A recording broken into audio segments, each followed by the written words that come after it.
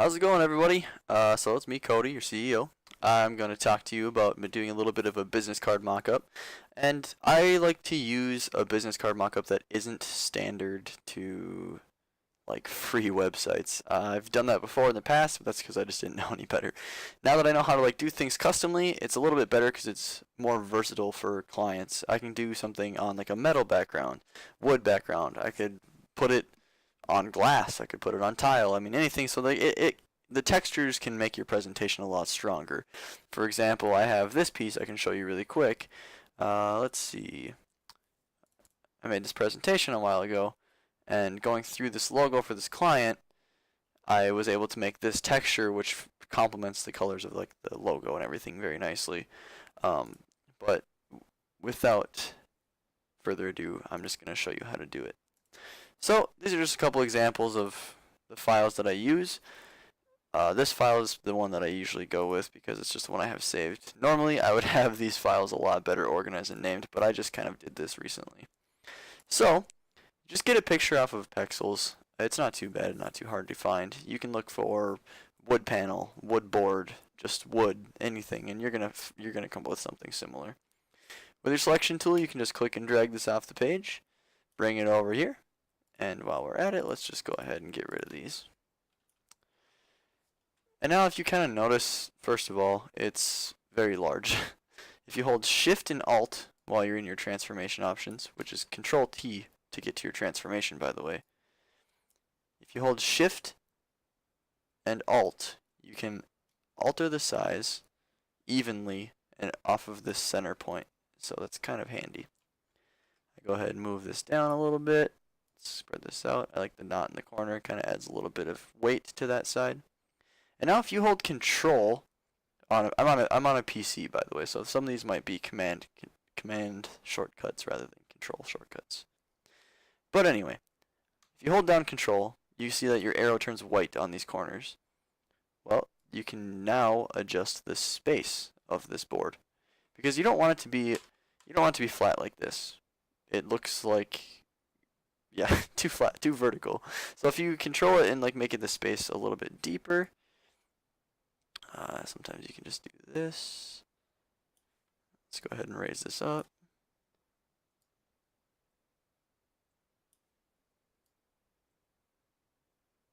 There. Now you can see, like, maybe you don't notice too much, but it goes off into the distance a little bit more. And some people even do something like this, where they'll go ahead and make a gradient. And right now my gradient is set to highlight, so I have just white and then transparent on the end. Go ahead and add your gradient. Some people do something like that, and then if you go ahead and multiply it, it creates a little bit of a lighting difference, but I don't like that, so I'm not going to do it. Now that we have our board basically set up, it's very angled, looks super nice, looks real, like it's on a table. We're going to go ahead and grab our rectangle tool. And we want this to be filled in white. This is going to make it a lot easier in the long run. Go ahead and make a relative business card size, excuse me, and then duplicate that holding Alt, click and drag. Now you have two. So over here you can kind of rename them if you want. Let's just do front, and let's do back and background. Perfect. Well, we don't want these to be that big because clearly they don't fit on the page. So if you select both of them, by doing this you can use your selection tool, go over to your sidebar, click on the front, and then hold Shift or Control and click on the back. Now you have both of these layers highlighted, you can move them at the same time. So if you hold Control, hit T for transformation, you can go ahead and make these smaller because we don't want them to take up that much space on the page. Alright, let's make back on the bottom, and let's tilt them, just so they're not just floating, look so still in their situation. Kind of want them to look a little bit alive. Let's go ahead and do that. I like that. Now I like to do this in numerous different ways. One of the ways that I like to do it is I'll just create a new layer, drag it between, zoom in, I'll grab a paintbrush, make it a smooth edge brush, and you can make the opacity of the brush pretty low. I gotta increase my size here. Well, it doesn't really want to increase. That's good. Alright, go ahead and do this. Go around the edge of your piece. And then you can hit multiply for the blend mode, and then turn the opacity kind of down. That's a good way to get like a pretty subtle shadow. Look how low I have that opacity, 4%, and it's still pretty strong. So then I can go with my eraser, and I have my eraser set to a soft edge, and I also have my flow down to 25%. This is going to kind of take away the harshness of the eraser, and if I just go over it like once even or twice, I can take some of that edge off. It makes it a little bit more natural looking. The thing I've found with shadows is that you want them to be as subtle as you possibly can. It's really easy to go overboard, and yeah, it doesn't look very natural. There's not a lot of hard shadows in situations like this. So you can go ahead and do the same thing for the back. You can go ahead and create a layer behind that. Use your brush. Go ahead and brush around. And then multiply. And turn the opacity down to about, let's make it a little darker on the wood. There's that. Alright, now if we zoom back out, it looks pretty realistic at this point. I mean, it looks like there's two cards sitting here.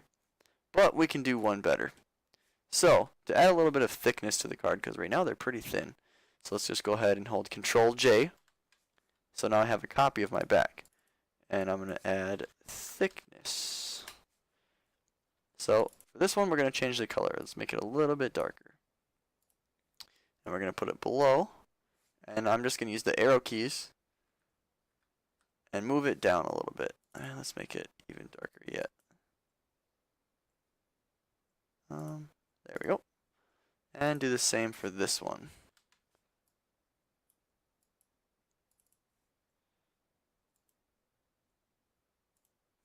Let's see. Just want that gray. There we go. And then move this over and down as well. Oh, not that far. Alright, and now you can kind of tell if you zoom in. It looks like the card's got like a little bit of a border. You know, there's a little bit of a shadow dragging. Oh, I don't like that. There. Sorry if I just stop and name my layers once in a while. It's a habit of mine that I can't seem to break. So. Alright, so now we have a little bit of a shadow, we have a little bit of edge of the card, we kind of have our template set up. And if you really want to, you can go ahead and group these. And now you know, you can just do this.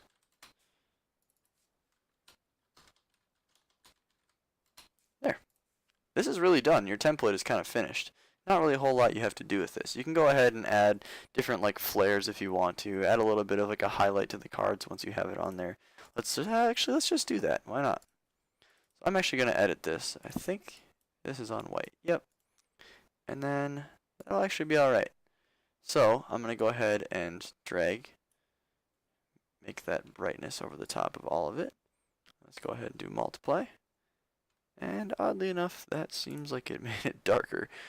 Doesn't make sense to me. Let's go ahead and lighten that up. Like so. There. Now there's actually, you can kind of tell there's a little bit of a difference if I turn this off and on. Not much, but you can see in this corner, it gets lighter and darker. So it'll add a little bit of a flare once we get our cards on here. And to make the card on this, let's just go ahead and open up one for my client that I'm working with right now. So once you get your image in here, you can place it, and it's not too hard. You want to put it below this highlight, actually. Let's zoom in. Control T, transform, Shift and Alt to make it shrink evenly. And then you go ahead with your selection tool, keep in transform mode, hold down Control, and alter the space of the card.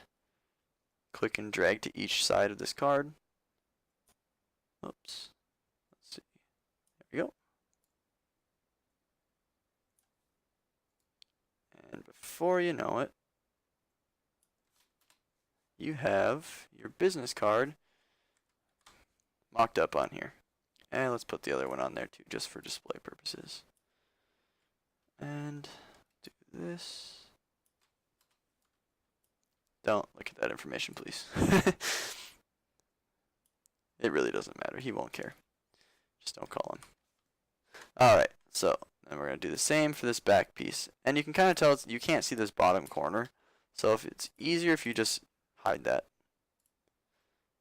And we will go back into transform mode.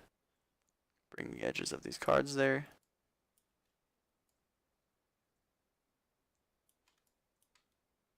No, I wouldn't let his information be on here if it wasn't contracted that I can use this for display purposes. Alright, so now our card's on there. Let's bring those front layers back. Once you back out to 0, and I don't like that that edge is a little too harsh for me. Let's see, I'm going to go ahead and mask this actually, because I think the file that I used is what's, oops. The file that I used seems to be, oh, maybe not. Alright, ignore me. I'm just really picky about this kind of stuff. But there you go, you have like kind of like your basic business card mock-up, and I think everybody can do that after watching this video. And like I said, you can substitute this background for any kind of texture that you'd like. And when you have this zoomed out and printed, I showed you before, you have it up in your presentation, it just looks super nice. I mean, adds a lot to the feel of a presentation that you're giving.